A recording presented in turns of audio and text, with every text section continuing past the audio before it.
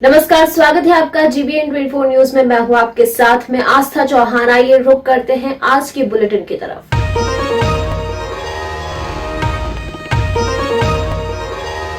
झारखंड के स्वास्थ्य मंत्री बन्ना गुप्ता से GBN 24 स्टेट हेड धनंजय मंडल के साथ एक्सक्यूज इंटरव्यू। कोरोना की तीसरी लहर को लेकर झारखंड सरकार सतर्क, बन्ना गुप्ता। कोविड-19 के संक्रमण की तीसरी लहर के मद्देनजर झारखंड सरकार पहले से ही सचेत है।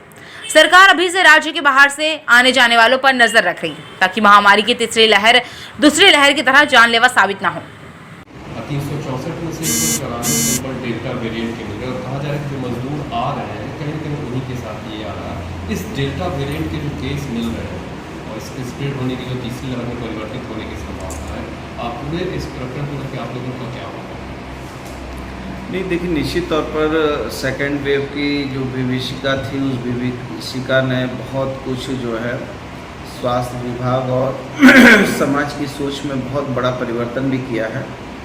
फर्स्ट वेव में जिस तरीके से लोगों ने इसको बहुत हल्के में लिया, लेकिन जो सेकेंड वेव आया, वो सेकेंड वेव में जिस तरीके से मृत्यु दर वगैरह बढ़ी और जिस तरीके से त्राहिमाम पूरा देश हुआ है और थर्ड फेज के भी आने की आशंकाएं प्रतीत हो रही हैं। और अभी 364 हम लोगों ने जांच करने के लिए भेजा था, उसमें से कुछ ऐसी सूचनाएं मिल रही हैं कि 194 के करीब जो है डेल्टा वेरिएंट के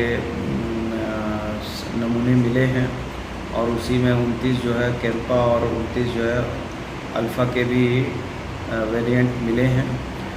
हम लगातार प्रयास कर रहे हैं कि हम अपनी स्वास्थ्य सेवाओं को चुस्त दुरुस्त और आने वाली खतरों के मद्देनज़र उसको जो है चाक चौबंद करने में लगे हैं। और इसी के क्रम में आप देख रहे हैं कि जो वैज्ञानिकों ने बताया या जो हमारे विधि विशेषज्ञों की जो राय हुई है कि ये बच्चों पर और अल्पवयस्क लोगों पर ये ज़्यादा इसके कुप्रभाव होंगे।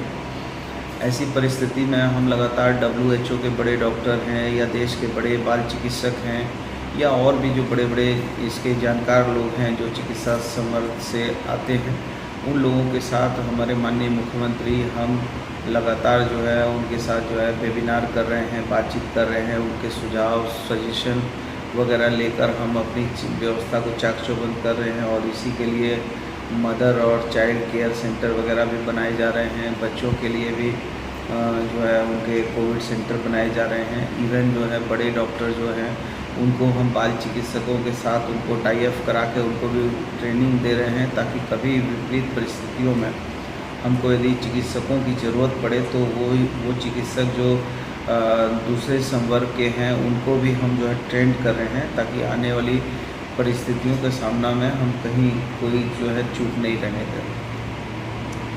इसको लेकर अगर बात खास करके करें जो वैक्सीनेशन, क्योंकि कहा जा रहा है कि इस थर्ड वेव को रोकने के लिए वैक्सीनेशन का मास लेवल पे ज़्यादा ड्राइव होना ज़रूरी है। झारखंड कहाँ चूक रहा है मंत्री जी? क्या केंद्र से जो सप्लाई आपको मिलना चाहिए वैक्सीन का फ्लो, अब कहा जा रहा है कि बहुत 2-3 दिनों का वैक्सीन बचा है, आपके पास क्या स्थिति एक्चुअल वैक्सीन की और कैसे इसको आप प्रदेश में लाएंगे वैक्सीन? देखिए, आप ये जानते हैं कि हमारा झारखंड राज्य जो है वो वैक्सीन का मैन्युफैक्चरिंग राज्य तो नहीं है।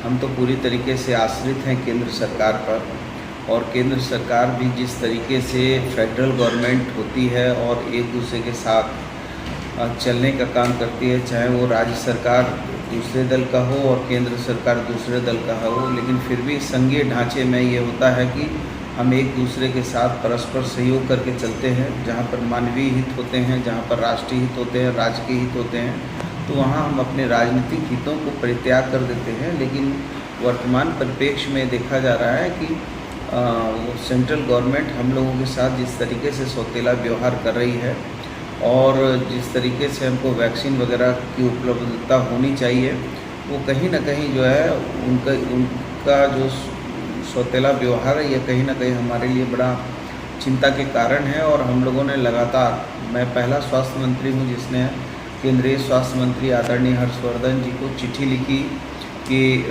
जो है वैक्सीन का जो है अधिकार आम लोगों को है और आम लोगों को वैक्सीन मिलना चाहिए, क्योंकि आपने 35,000 करोड़ रुपया बजट में एलोकेट किए थे और वो 35,000 करोड़ रुपये जब आपने एलोकेट किए तो इस देश की जनता को वैक्सीन के अधिकार से वंचित नहीं किया जाना चाहिए फ्री ऑफ कॉस्ट।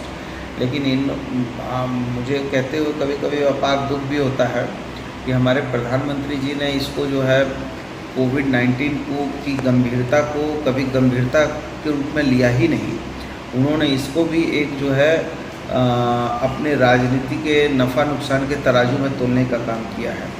और निश्चित तौर पर जो है वो लगातार जब कहते थे कि आपदा को अवसर में बदलो और अवसर को उत्सव में बदलो, तो हम लोग जैसे लोग सोचते थे कि आपदा को अवसर कैसे बदला जा सकता है। लेकिन ये उनकी सोच थी कि आपदा को जो है राजनीतिक अवसर में बदलो और उसके बाद जो है अवसर को कहते हैं उत्सव में बदलो। लेकिन मुझे समझ में नहीं आया कि जिनके घर में मातम है, जिसके घर में मौत है, एक एक परिवार के 2-2, 3-3 लोग जिसमें मौत के काल में समा जा रहे हैं, वैसे लोगों को मैं मातम में कैसे उत्सव का गान उनको जो है कैसे करके वो कहते हैं ना कि मन तो मेरा भी करता है झूमूं नाचूं गाऊं में, आज़ादी की स्वर्ण जयंती वाले की सुनाऊं मैं, लेकिन मेघ मलारो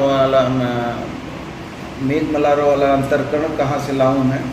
तो मुझे समझ में नहीं आता है। मैं भी तो चाहता हूँ कि उत्सव मनाना, उमंग मनाना, लेकिन जिसके 2.5 साल के मासूम बच्चे मर रहे हैं, जिसके घर के जवान लोग मर रहे हैं, हम उनको कैसे बताएं कि आप संगीत गाओ, संगीत में रहो, खुश रहो, उत्सव मनाओ? ये कैसे संभव है? पड़ोसी राज्य बिहार 6 महीना और 6 करोड़ इस तरह की स्थिति। देखिए, मैं आपको ये कहता हूँ कि आप देखिए आदरणीय प्रधानमंत्री जी ने तो यहाँ तक कह दिया था, आप 8 अप्रैल का आप याद करिए, उनके बयान में उन्होंने कहा कि हम तो ऐसे देश के लोग हैं जहाँ हमको जो है कोरोना को हमने बिना वैक्सीन के हरा दिया। ये उनका बयान है, मेरा नहीं। उन्होंने जो है ये कहा कि 13 मई को उन्होंने कहा था, आप पता करिए, शायद डेट हो सकता है 1-2 दिन अंतर हो, 13 मई की शायद बात है। उन्होंने कहा कि ये देश में जो है पूरे दुनिया का वैक्सीन का हब हो गया है। मैं पूछना चाहता हूँ, यदि दुनिया का वैक्सीन का हब है तो फिर आखिर हमारा ट्राइबल स्टेट है, बैकवर्ड पिछड़ा राज्य है, इस राज्य को क्यों नहीं हमको वैक्सीन मिल रही है? क्या ऐसा कारण है कि हमको आप वैसे ही ऑक्सीजन दे रहे हैं, वैसा ही सांस दे रहे हैं कि जितनी सांस हम लेते हैं उसके बाद फिर आप सांस खींच लेते हैं और फिर जो है मरीज जो है मरणासन पे आ जाता है। यदि आपको देना ही है, यदि आपके उद्देश्य नेक है, नीयत नेक है, तो फिर क्यों नहीं आप हमको 18+ के वैक्सीन उपलब्ध करा रहे हैं? क्यों नहीं हमको अबव 45 का वैक्सीन उपलब्ध करा रहे हैं? क्यों हमारे साथ ऐसा सौतेला व्यवहार कर रहे हैं कि हमारे जब 80,000 90,000 जो है कोविड पेशेंट होते हैं तो हमको जो है 20,000 रेमडेसिविर देते हैं, और जब गुजरात में 1 लाख लोग जो है कोविड-19 के होते हैं तो उनको 1,65,000 रेमडेसिविर भेज दिया जाता है। तो ये तो कहीं ना कहीं अत्याचार है और कहीं ना कहीं हमको बदनाम करने की साजिश भी होती है कि हमको कहा जाता है कि साहब आपने वेस्टेज जो है 37% कर दिया, आपने दिया ही नहीं है उतना और वेस्टेज कर दिया। गरीब आदमी जब अपनी थाली में खाना खाता है तो थाली का एक चावल का दाना खा लेता है, उसको मालूम है कि उस चावल के एक दाने की क्या उपयोगिता है, क्योंकि गरीब है, उसको मालूम है कि ये एक दाना भी कितना महत्वपूर्ण है। लेकिन जब बड़े लोग होते हैं तो बड़े लोग जो 5 स्टार में खाने जाते हैं तो बहुत सामग्री बिगाड़ देते हैं, क्योंकि उनको उसकी कीमत महत्ता नहीं मालूम है। तो हमको ये मालूम है कि हमारे राज्य में वैक्सीन की क्या आवश्यकता है, इसलिए हम वैक्सीन को वैक्सीनेट करते हैं और हमारा वेस्टेज जो है 4% है, जबकि देश का 6.30 है, हरियाणा का 6.65 है। तो हम तो अपने राज्य में कम से कम वेस्टेज हो वैसी व्यवस्था लागू कर रहे हैं। मंत्री जी, अनलॉक 4 को लेकर इस बार क्या जानकारी दे रहे हैं? अनलॉक 4 को लेकर हाँ, क्या इस बार दे रहे हैं?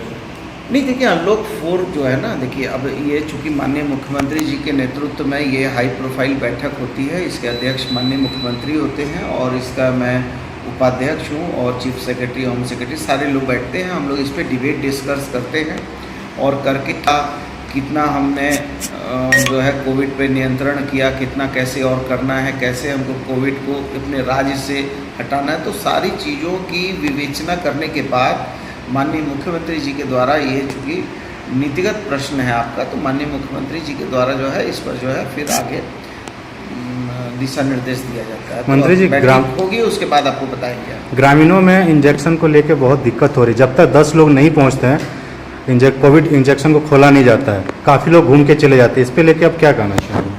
नहीं, देखिए आप जानते हैं कि हम लोग जो है पहले तो एक अव्यवस्था लोगों में थी, मन में एक डर था कि लोग ये सोचते थे कि वैक्सीन जो है नहीं लेना है, और मैंने उस समय भी कहा था कि जब वैक्सीन शुरुआत ये हुआ था तब मैंने कहा था कि वैक्सीन की आवश्यकता है, और जब आवश्यकता है तो आविष्कार हुआ है, और जब आविष्कार हुआ है तो उसकी प्रासंगिकताएं हैं, और जब प्रासंगिकताएं हैं तो उसकी विश्वसनीयताएं हैं, और विश्वसनीयता का तकाजा था कि प्रधानमंत्री जी ने थाली बजवाया था, मोमबत्ती जलवाया था, दिया जलवाया था और वगैरह वगैरह बहुत कुछ कराया था। तो हमने कहा कि जब दुनिया के राष्ट्र अध्यक्षों ने पहला वैक्सीन का डोज खुद लिया तो प्रधानमंत्री जी को भी पहला डोज लेना चाहिए था, हमारे केंद्रीय स्वास्थ्य मंत्री को लेना चाहिए था, झारखंड से मैं स्वास्थ्य मंत्री हूँ, मुझे लेना चाहिए, हमारे मुख्यमंत्री को लेना चाहिए। हम लोगों ने निवेदन भी किया, हमने पत्रचार भी किया, मेल भी किया कि हमको इजाज़त दिया जाए कि हम राज्य के स्वास्थ्य मंत्री हैं तो हम पहले अपने ऊपर लेंगे, तब हमारी जनता को ये विश्वास होगा कि नहीं, जब स्वास्थ्य मंत्री ने लिया है, मुख्यमंत्री ने लिया है तो सब लोग लो। तो ये अविश्वास पैदा कैसे हुआ? अविश्वास तब पैदा हुआ था जब कोविशील्ड और कोवैक्सीन ने आपस के व्यावसायिक प्रतिद्वंदिता के कारण एक दूसरे के विरुद्ध अनर्गल प्रलाप किया था। समाचार पत्रों में अलग अलग तरीके से समाचार का प्रकाशन हुआ, जिससे लोगों में अव्यवस्था हुई है, मन में चिंता हुई है।